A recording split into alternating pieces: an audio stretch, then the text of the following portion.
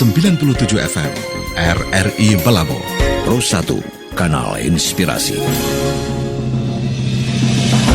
Yang ada pembagian sekitar ada 1.000 masker lah dengan sasaran pesantren dan juga anak sekolah. Peringatan Hari Kesehatan Nasional yang diperingati secara virtual, Karina Kesehatan Kabupaten Aceh Barat sebagai gerakan nakes pencegahan COVID-19 telah membagikan ribuan masker ke siswa sekolah dan santri dayah pesantren di wilayah ini.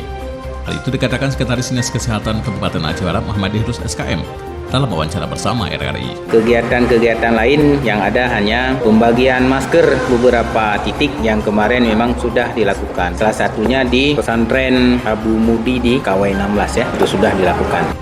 Pembagian masker tersebut agar masyarakat bisa disiplin dalam penerapan protokol kesehatan dengan baik di tengah pandemi COVID-19.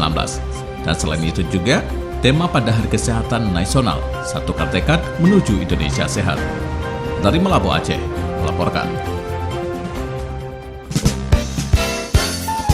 Terima kasih Anda masih bersama kami. Pro 1 RRI Malabo, FM 97 MHz. Kini ikutilah acara kami selanjutnya.